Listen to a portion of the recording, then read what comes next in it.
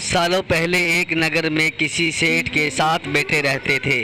सभी की शादी सेठ ने समय रहते करवा दी थी। सातों बहू मिलकर घर का काम भी किया करती थी। उन सभी में से सेठ की सबसे छोटी बहू खूब संस्कारी थी। एक दिन यूं ही काम करते हुए घर की बड़ी बहू ने अपनी देवरानियों से कहा कि घर को लीपने के लिए पीली मिट्टी नहीं है, जंगल जाकर मिट्टी लानी होगी। जेठानी के ऐसा कहते ही सभी उसके साथ घर लीपने के लिए मिट्टी लाने के लिए निकल पड़े। सभी खुरपी से मिट्टी निकाल ही रहे थे, तभी सबसे बड़े वाली बहू को एक नाग नज़र आया।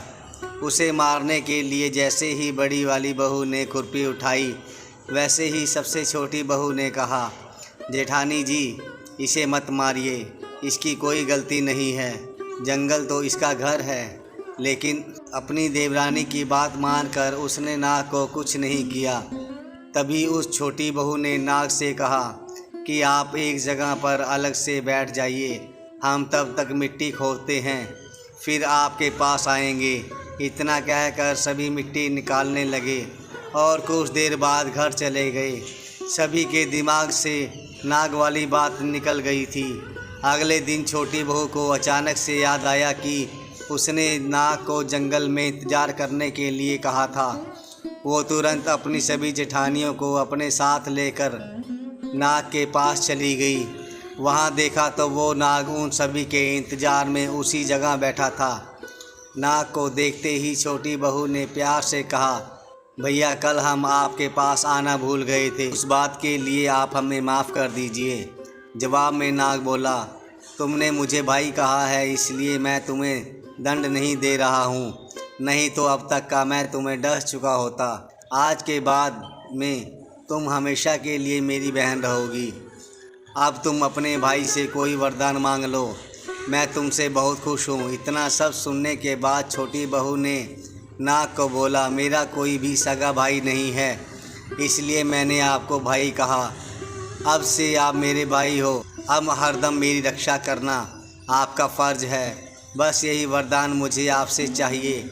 नाग ने हर कदम पर साथ देने का वादा किया और अपने रास्ते निकल गया। सेठ की सारी बहू भी अपने घर लौट गई। कुछ समय बाद नाग इंसान का रूप बनाकर अपनी बहन से मिलने सेठ के घर आया। उसने सेठ से कहा कि मेरी छोटी बहन को बुला दो, वो आपकी छोटी बहू है। पहले तो उसके मन में हुआ कि बहू का कोई भाई ही नहीं था, ये कहाँ से आ गया। फिर भी उन्होंने अपनी छोटी बहू को बाहर बुलाया। नाग ने फिर साथ में बहन को अपने घर लेकर जाने की बात कही। सेठ ने इसकी भी आज्ञा दे दी। तभी नाग ने अपनी बहन से पूछा, कहीं तुम मुझे भूल तो नहीं गई हो? ना जवाब में बहन बोली, नहीं भैया मैं आपको बिल्कुल नहीं भूली। फिर नाग ने कहा, मैं तुम्हें अपने घर ले जा रहा हूँ, तुम मेरी पूंछ पकड़कर चलती रहना। पीछे उसकी बहन ने वैसा ही किया। कुछ देर बाद वो एक बड़े से मकान में पहुंच गए। वहां हर तरफ सोना चांदी और अन्य कीमती सामान थे। वहां नाग की बहन आराम से कुछ दिनों के लिए रहने लगी। नाग की माँ भी उसे खूब प्यार करती थी। एक दिन नाग की माँ ने छोटी बहू को अपने भाई के लिए दूध लेकर जाने के लिए कहा। छोटी बहू ने दूध को गर्म किया और भाई को पीने के लिए दे दिया। अब गर्म दूध पीते ही नाग का मुंह जलने लगा। ये सब देखकर नाग की माँ को बहुत गुस्सा आया। नाग ने किसी तरह अपनी माँ के गुस्से को शांत किया और बताया कि उसकी बहन को नहीं पता था कि वह गर्म दूध नहीं पी सकता। अब नाग के परिवार के साथ कुछ समय बिताने के बाद सेठ की छोटी बहू अपने घर जाने लगी। नाग ने अपनी बहन को खूब सारी दौलत और आभूषण देकर विदा किया। बहू के साथ घर में इतना सारा सामान और धन आते देख सेठ और उसकी जेठानियाँ हैरान हो गई।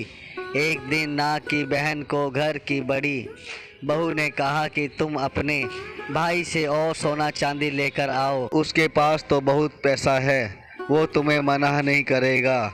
छोटी बहू ने अपने भाई को ये बात बताई। इसके बारे में पता चलते ही नाग ने अपनी बहन का घर तरह तरह के आभूषणों से भर दिया। सभी जेवरातों में से एक हीरे का हार बेशकीमती था। उसे देखते ही हर किसी का मन उस पर आ जाता था। होते होते उस हीरे की हार की खबर राज्य की रानी तक पहुंची। उसने छोटी बहू से हार लेकर खुद अपने पास रख लिया। दुखी होकर सेठ की छोटी बहू ने अपने भाई को इसके बारे में बताया। गुस्से में उसके नाग भाई ने रानी के गले से हीरे के हार को नाग बना दिया। इससे डरकर रानी ने एकदम हार को अपने गले से उतारा और सेठ की छोटी बहू को महल में बुलवाया। उसके महल पहुंचते ही रानी ने छोटी बहू को बताया कि कैसे हार उसके गले में नाग बन गया था और उससे इसकी वजह पूछने लगी।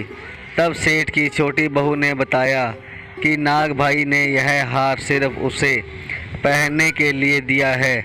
इससे कोई दूसरा इंसान गले में डालेगा तो यह तुरंत सांप बन जाएगा। इस बात को सही साबित करने के लिए रानी ने सेठ की छोटी बहू को सांप बन चुके हार को पहनने के लिए कहा।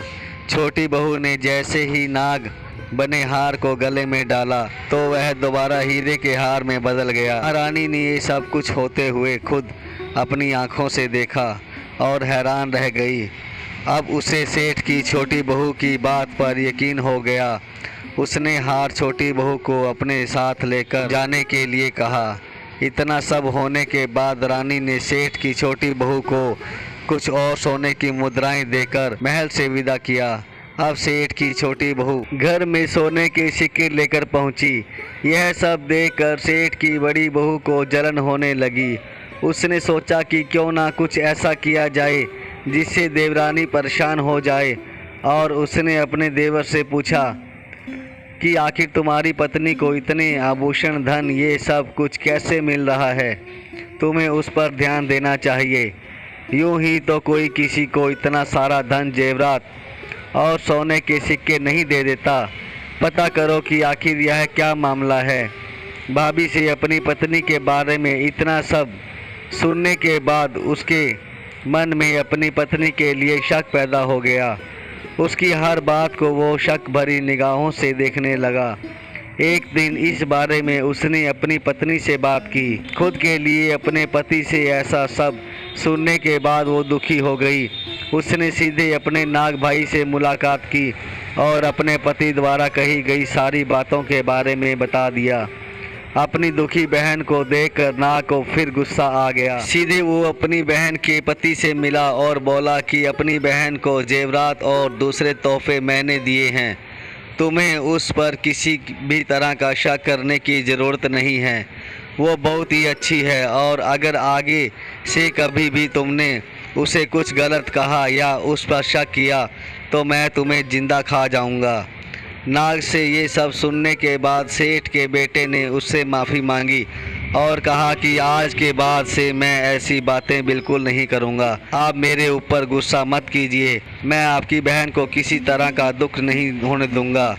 इतना कहकर वो घर चला गया और अपनी पत्नी से भी माफ़ी मांगी। उसके बाद दोनों खुशी खुशी साथ रहने लगे। इसी तरह सेठ की छोटी बहू हर तरह की मुसीबत में अपने भाई को याद करती और वो उसकी परेशानी को दूर कर देता था। इसी तरह नाग पंचमी का त्यौहार शुरू हुआ और सभी महिलाएं नाग को अपना भाई मानकर पूजती हैं और उन्हें दूध पिलाने लगी।